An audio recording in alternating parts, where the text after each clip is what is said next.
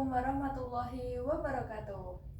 Di sini saya Ina Farihatul Arafah selaku mahasiswa dari Universitas Muhammadiyah Ponorogo dengan jurusan Pendidikan Agama Islam akan mewawancarai atau berbincang-bincang dengan narasumber kita, tamu kita, yaitu ada Ustadzah Rumaisa. Beliau ini adalah seorang ustadzah dari Pondok Pesantren Darul Quran. Mungkin kita bisa langsung tanya-tanya tentang beliau ya.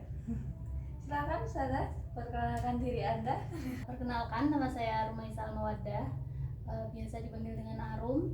Saat ini saya menjadi ustazah di Pondok Pesantren Darul Quran sekaligus mahasiswi di program studi Pendidikan Matematika FKIP UMS. Di Darul Quran itu ustazah selaku ustazah SMP atau SMA, atau di sana jenjangnya apa saja? Kalau jenjang yang ada di Darul Quran itu ada jenjang SMP dan SMA. Kebetulan saya ditempatkan di SMP. Oke, Darul Qurannya itu lokasinya di mana ya saya? Lokasinya itu ada di dekatnya The Colomadu. Oh, Colomadu Di ya. dekat perumahan apa itu namanya? Lupa. Di sana selain mengajar, di sana sebagai ustazah itu apakah ustazah itu cuma mengajar tahfidz atau bagaimana? Di sana saya diberi amanah untuk mengajarkan pelajaran diniyah, salah satunya itu Sirah Nabawi. Gitu, iya. Berarti masuk kategori PAI juga ya? Iya. Motivasinya untuk kok bisa masuk di Darul Quran itu, mau mengajar PAI atau mengajar tahfidz itu gimana Ustazah? Jadi awalnya saya itu diminta sama orang tua untuk tinggalnya di pondok. Kemudian awalnya melamar sebagai guru tahfidz. Tapi ketika berjalan, masa kerja sudah berjalan, sama pondok diminta untuk mengajar siroh dan beberapa mata pelajaran yang lain, masih di lingkup agama juga. Jadi lebih ke awalnya diminta, tapi ya sebenarnya sebagai bentuk aplikasi ilmu yang sudah didapat aja sih. Yang relevan berarti ya? Iya, sudah relevan sama background. Menurut Ustazah sendiri, apa itu manajemen kelas dan mengapa hal itu penting dalam lingkungan pendidikan? Manajemen kelas itu kan sebuah strategi guru untuk memanajemen, mengorganisasi siswa di dalam kelas. Menurut saya penting. Kenapa? Ketika seorang guru itu tidak mempunyai skill manajemen kelas, saya nggak yakin kelas itu bisa berjalan dengan lancar. Karena sebagai guru kan kita punya namanya silabus RPP seperti itu. Ketika hanya berpatokan dengan itu dan tidak punya skill untuk memanage kelas, dalam artian mengatur kelas, memandu jalannya kelas, itu saya rasa kelas itu nggak akan bisa berjalan. Yang ada saling istilahnya, nanti muridnya sak penangnya dewe, suka-suka dia gitu. Jadi mungkin ada yang ngobrol sendiri, ada yang tidur. Ketika guru nggak punya skill manajemen kelas, itu nggak akan bisa teratasi gitu. Repot sendiri juga ya? Iya, repot sendiri. Nah, kalau nggak punya skill itu juga bingung, ini anaknya harus diapain, kelasnya harus diapain, kan bingung. Kalau gitu berarti kan guru itu harus punya strategi tuh yang efektif. Itu strateginya apa? Kalau dari saya pribadi ya, saya tuh suka ketika belajar itu dibuatnya menyenangkan. Menyenangkan dalam arti bisa sambil main, bisa sambil cerita. Jadi nggak monoton guru membaca teks di buku gitu. Kalau itu strategi saya. ketika di kuliah pun sebenarnya ada namanya model pembelajaran yang main game, yang saling sharing, siswanya aktif tuh ada. Jadi salah satu yang saya praktekkan itu ya sharing sama main biasanya. Jadi siswa itu tertarik gitu. Biar ada kayak ada refleksinya juga ya. Iya, jadi kan siswa kalau misalnya baca terus lihat buku Malah ngantuk ya. udah nggak mau belajar dan nggak tertarik gitu. Kan gini saja, kalau di kelas itu kan kita tahu kalau siswa itu ada yang aktif, ada yang pendiam, ada yang kadang nggak mau bertanya, diem aja. Nah, itu cara memotivasi siswa sendiri biar aktif di kelas itu gimana? Kalau menurut saya itu lebih tepat dibilang sebenarnya bukan motivasi ya, lebih ke strategi lagi, kembali ke strategi guru. Jadi di pembelajaran itu ada yang namanya pembelajaran berdiferensiasi. Jadi guru itu punya strategi gimana caranya siswa, tadi kan katanya ada yang aktif, ada yang pendiam, ada yang pasif. Itu andaikan kita kelompokkan mereka, yang aktif ini anak-anak yang kinestetik misalnya, terus yang pendiam ini anak yang cara belajarnya visual, yang lainnya auditori. Dengan pembelajaran berdiferensiasi itu guru bisa ngasih sarana untuk semua siswa tuh belajar. Jadi nggak cuma siswa yang aktif aja yang paham. Jadi misalnya ini saya kasih contoh yang mata pelajaran lain ya. Misalnya ada pelajaran IPA, kita belajar tentang pertumbuhan tanaman atau fotosintesis. Buat siswa yang suka ngomong, banyak ngomong, diberikan kesempatan untuk melakukan presentasi. Siswa yang sukanya nulis, yang dia tipe-tipe visual, diberikan kesempatan untuk melampirkan misalnya mind mapping yang dibuat atau hasil diskusi yang dilakukan gitu. Kalau yang kinestetik gimana? Bisa dikasih kesempatan untuk melakukan percobaan. Jadi semua siswa itu kemampuannya dia itu terakomodir. Jadi nggak hanya guru ceramah yang paham anak auditori aja ya kan gitu. Jadi itu lebih ke strategi yang untuk menumbuhkan motivasi. Jadi bukan ujuk-ujuk saya motivasi, itu enggak bisa soalnya. Terus kalau di kelas kan, kalau tadi kan ada yang aktif, ada yang enggak. Terus kalau ini kan enggak semua siswa itu pinter ya. Dalam artian pasti setiap siswa memiliki kelebihan masing-masing. Nah, di kelas kan pasti juga ada siswa yang kesulitan nih dalam belajar. Itu dukungan dari Ustazah sendiri bagaimana? Kalau dari saya itu biasanya dukungan di luar kelas. Jadi kalau misalnya anaknya ini saya nggak begitu dekat, berarti saya melakukan pendekatan dulu sama anaknya, ngobrol dulu, sharing-sharing dulu, baru nanti biasanya lama-kelamaan tuh akan ada sesi curhat gitu. Jadi santrinya itu bakal curhat, kenapa kok dia kesulitan. Nah, ketika sudah sampai di tahap itu, baru saya bisa masuk dalam artian ngasih solusi, saran, atau membantu jika memang butuh dibantu secara belajarnya.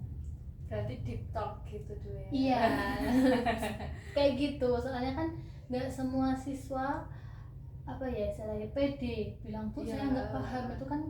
Itu kan kadang kita paham semua diam atau enggak bilang iya tapi ternyata ya cuma iya aja, kan nggak tahu. Biasanya kita lihat observasi juga kan di kelas. Berarti antara guru dan siswa itu juga harus menjalin hubungan yang baik. Iya, secara emosional tuh juga harus ada. Karena kan kita nggak di zaman dimana guru tuh otoriter dan nggak bisa kayak gitu. Nanti yang ada kita kan sering kasusnya dilaporin,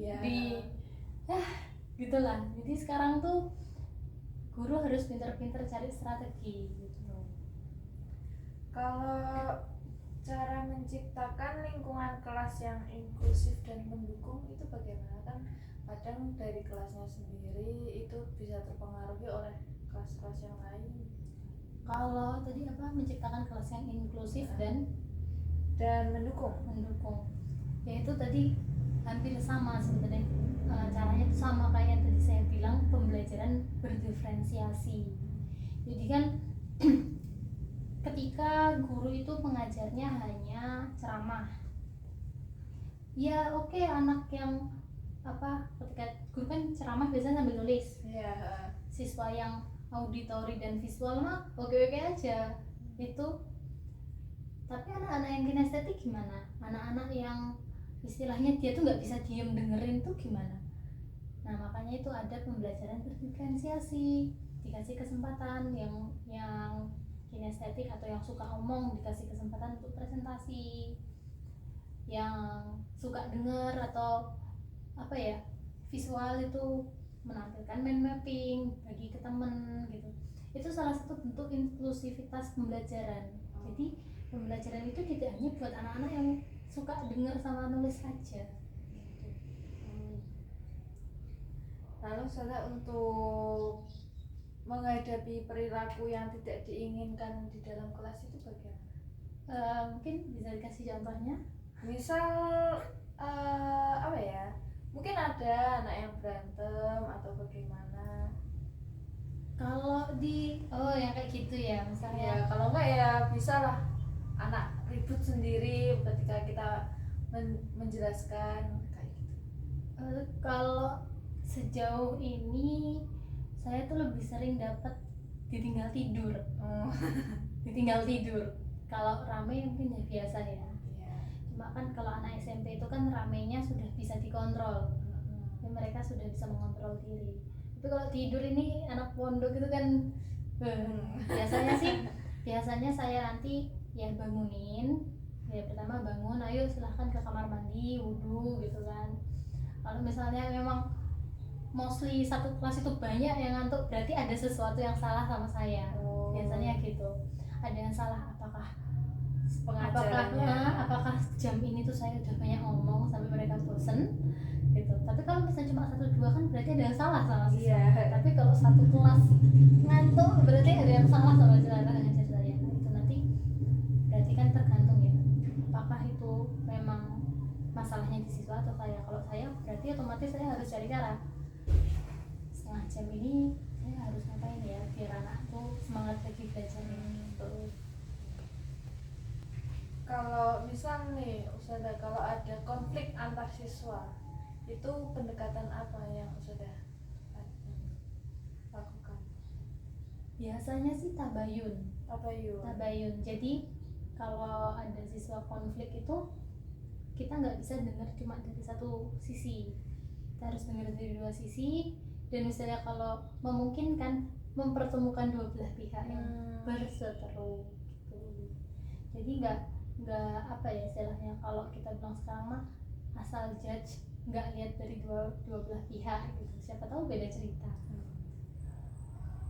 Berarti duduk bareng ya, sama mencari solusi sama-sama juga. Iya, itu juga sebenarnya jadi pembelajaran juga buat siswa ya.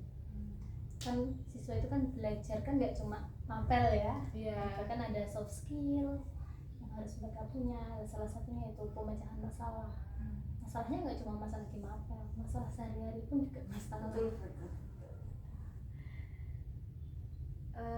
Lalu bagaimana memilih metode pengajaran yang sesuai dengan kebutuhan dan karakteristik kelas? Pendekatan atau model tadi? Metode pengajaran yaitu disesuaikan dengan kelas. Nanti biasanya saya pakai satu metode, terus nanti didiferensiasi sama, jadi harus dipecah gitu. Karena kan karakter siswa itu beda-beda dan kita nggak mungkin misalnya ada 30 siswa kita pakai 30 metode, kan tidak mungkin. Jadi yang bisa kita pilih satu metode, kemudian didiferensiasi, terus diintegrasi gimana caranya biar semua siswa itu bisa belajar gitu, bisa mengikuti. Iya. Kalau semisal nanti ternyata metodenya kurang efektif, apakah nanti ganti metode atau bagaimana? Untuk tahu itu metode efektif atau enggak kan berarti kita butuh refleksi dulu ya.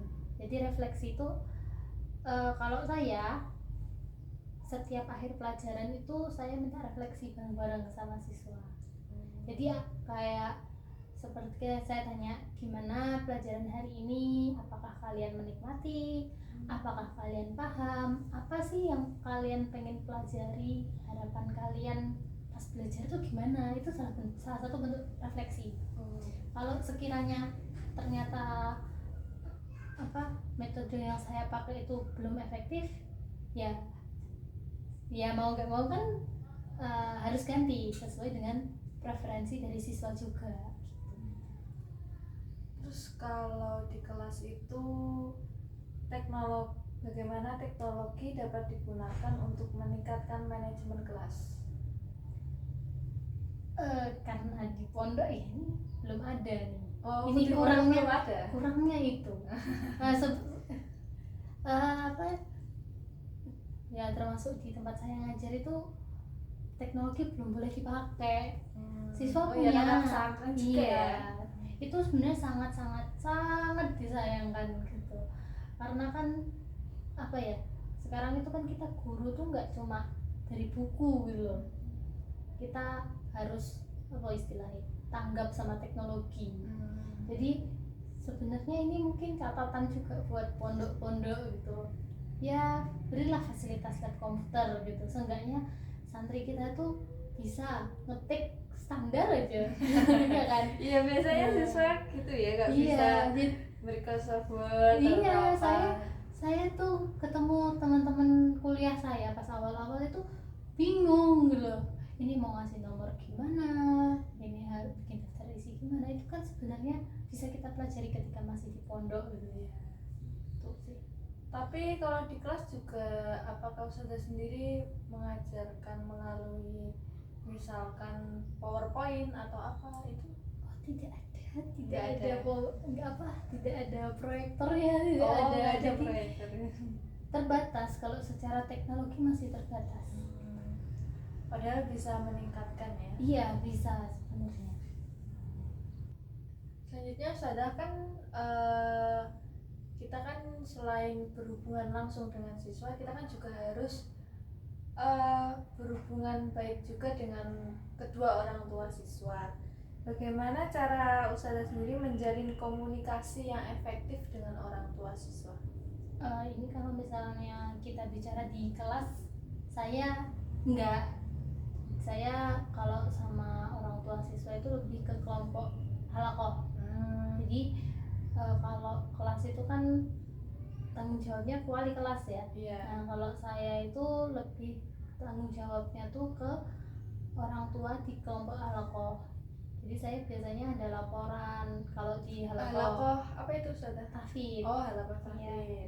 Jadi biasanya ada saya memberi kabar ya istilahnya tentang Ananda minggu ini setorannya bagaimana, kualitasnya bagaimana, terus apa yang perlu istilahnya orang tua ini anaknya perlu dukungan orang tua gitu. Itu kan saya sampaikan. Terus juga kadang orang tua tuh sharing aja gitu, terus anak saya tuh begini kira-kira bisa enggak ya kalau memenuhi target. Ada kadang orang tua yang kayak overthinking anaknya ini bisa ya gitu. Mungkin orang tuanya sendiri kayak insecure sama anaknya sendiri gitu, takut ya kalau ketinggalan dari teman-temannya. Padahal kan kalau di pendidikan itu tidak ada yang terlambat, tidak ada yang tertinggal sebenarnya. Jadi kalau saya itu di halakoh tahfidz, kalau ada anak yang memang hafalannya sedikit, saya tidak membandingkan sama yang lain, karena kan kemampuan anak beda gitu kan. Jadi saya juga nggak terlalu memaksakan, saya lebih menekankan lebih baik kamu menjaga kualitas daripada kuantitas hafalanmu gitu sih.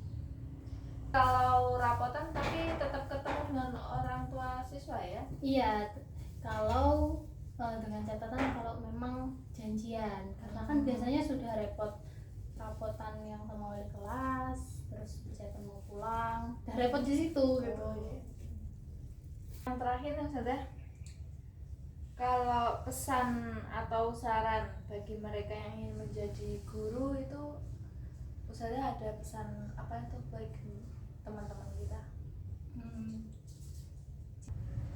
Pesan saya sih jangan takut sama ribetnya administrasi, karena saya sebagai mahasiswa pendidikan juga sebenarnya itu udah pusing sama administrasi ya, harus bikin modul ajar, menyusun kegiatan itu kan sebenarnya hanya sebagai acuan, bukan sebagai apa ya, nggak harus saklek gitu loh. Jadi kadang itu yang bikin guru tuh kayak wes pusing duluan administrasi nih piye, modul ajarnya tuh harus saya bikin seperti apa, itu biasanya yang jadi masalah gitu.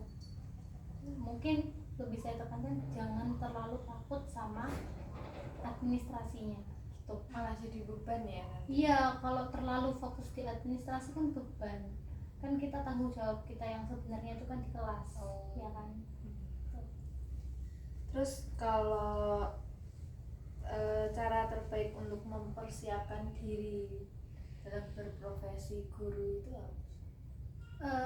Mempersiapkan diri jelas ya dengan mengambil S1 pendidikan. Itu jelas. Karena tanpa itu kita gak punya gelar SPD ya, walaupun saat ini saya guru dan belum sarjana, itu pasti beda nanti kalau misalnya kita sudah sarjana. Apalagi kalau kita ambil PPG, itu kan sudah istilahnya profesi kita tuh sudah diakui secara profesional gitu. Terus yang kedua, asal terus empati sama siswa gitu. Gak ada siswa yang bodoh, gak ada juga siswa yang apa ya istilahnya aneh, itu enggak. Mereka tuh istimewa dengan diri mereka masing-masing. Jadi kita jadi guru ya jangan istilahnya apa ya, kalau ada maaf misalnya ada anak yang ABK gitu, jangan dibedain. Susahnya jadi guru tuh mungkin nanti di situ. Perasaan aneh itu kita harus, semua siswa sama ya? Semua siswa harus mendapat kasih sayang yang sama. Kalau harapan Ustazah untuk masa depan pendidikan itu lebih ke ini ya, pemerataan kualitas. Jadi kualitas tuh dalam artian kualitas sarana prasarana, kualitas guru, terus juga ya kualitas apapun yang menunjang pendidikan anak. Misalnya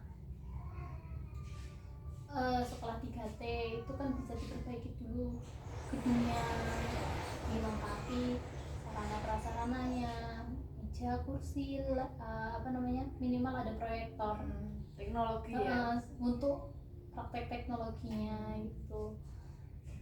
Itu sih kalau saya. Pertanyaan dari saya yang terakhir Ustazah, yaitu apakah tujuan pribadi Ustazah yang ingin Ustazah capai dalam karir mengajar? Kalau tujuan yang mau saya capai ya, kalau sebagai guru agama di pondok ya, itu saya ingin mengajarkan ke santri itu agama Islam tuh rahmatan lil alamin. Dia bukan agama yang penuh dengan ancaman, tapi agama yang penuh dengan kasih sayang. Nah, terus kalau saya sebagai mahasiswi pendidikan matematika, saya ingin mengenalkan ke siswa, menyajikan ke siswa tentang matematika tuh yang menyenangkan. Jadi matematika tuh bukan monster. Yeah. Gitu sih. Oke. Alhamdulillah serangkaian pertanyaan sudah dilalui. Banyak sekali ya teman-teman manfaat atau ilmu dari beliau yang bisa kita dapatkan. Terima kasih Ustazah atas jawaban-jawaban atas waktunya yang telah diluangkan. bagi teman-teman semua bisa diambil hikmahnya, bisa diambil pelajarannya dari wawancara pada sore hari ini. Saya tutup acara pada sore hari ini. Saya Ina Farihatul Arafah dan saya Rumaisa Al-Mawaddah.